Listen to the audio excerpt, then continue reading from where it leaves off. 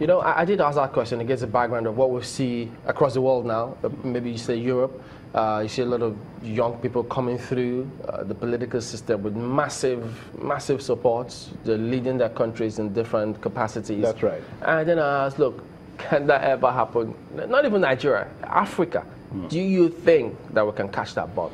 Well, until recently, it's beginning to happen in Kenya. We saw what happened apart from the presidential, which is like an anticlimax in the whole thing. But it can happen in Nigeria. And how can it happen in Nigeria is if the youth come together. Unfortunately, we have a set of people in this country whose mentality has been affected negatively over the years. So it's going to be difficult. It's not going to be impossible, but it's going to be a bit difficult getting to reorientate them, which is what we are doing right now. Okay, and I believe it's going to take time, but eventually. That's your party? That's right. That's what we're doing. Even today, we have a rally. We'll be going from Ikeda under the bridge to Ganifawa in his house. We are trying to reorientate the mind of the youth, that they cannot afford to be complacent. Anybody can speak grammar, sit down, begin to analyze, begin to find fault. No, they should all come in, throw their cap into the ring, and be participative in the process itself. Give us some more on hands-on,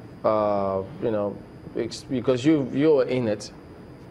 Your party, the NCP, almost everybody speaks highly of Elite Gani Fawehinmi. Yes. But then he vied.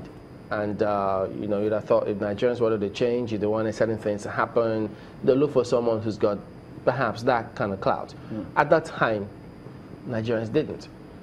You're in that party now. Yes. What do you think went wrong?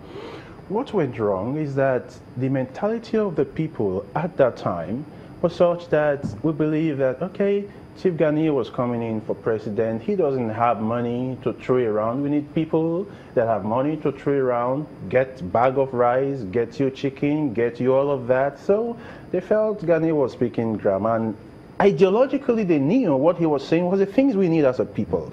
But they didn't vote him in because they felt he was not doing vote and chop. You know, so they didn't look his way. It's been several years now down the line, and things have gone from bad to worse.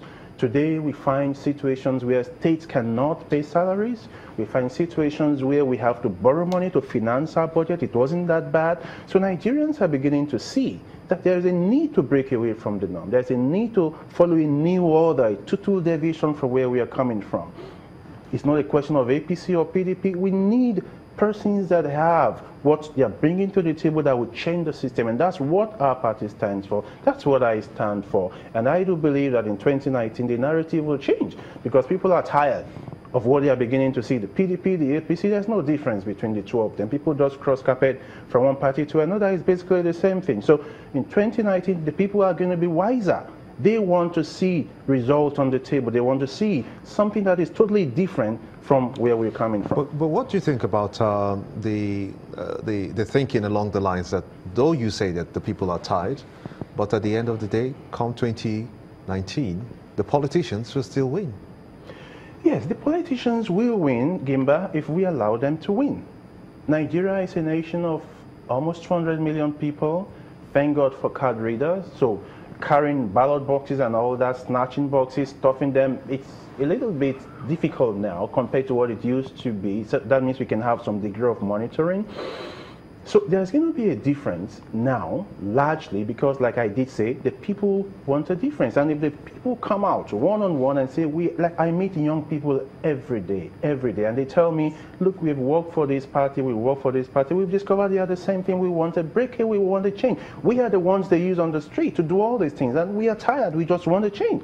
So if Nigerians go to the ballot and cast their vote on the basis of integrity, like I'm saying, there will be a difference. Let them come with their money. We won't take the money. We want a change. We want Nigeria to work. You guys were doing this review a moment ago. I was almost weeping in the waiting room there. The things you were reading, we take a step forward, we take 2 steps backward. We're not making progress. So if someone comes to you and says, take a bag of rice and vote for me, how long will it take you to finish that bag of rice? So I believe that if Nigerians want a change, we will get a change, and that change will come in 2019. The other angle to this is that if perhaps maybe you get somebody who gets into a particular office, you come in with your integrity, is there a guarantee that you will live with it? if you don't have, you know, a combination of people who are going there with you to help you out, because it's about the system here. So if the system is skewed or is enmeshed with all sorts of practices, how does one person come into that system and make an impact? Thank you. See, the question you've asked is a very important one, and that's why in leadership, a leader must define his path. What am I going to do if, okay, I'm the president, I'm just sworn in. Your inaugural speech tells a whole lot.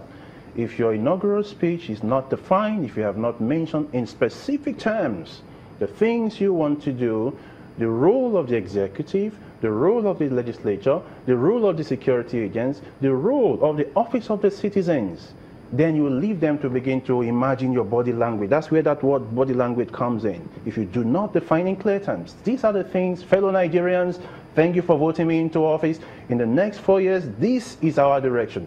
These and these and these are the things we are going to achieve. These are the sacrifices you will have to make.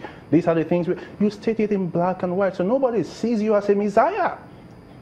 It's a collective thing. So nobody sees you as a messiah? As a messiah. There's no miracle anywhere. You must state it out in black and white. We must have all roles to play in this. Well, but is that going to go against the promises that you've made? Because it certainly will not go against the promises. But based on some of the promises that they make, people, quote unquote, see them as the messiah in the context of their promises.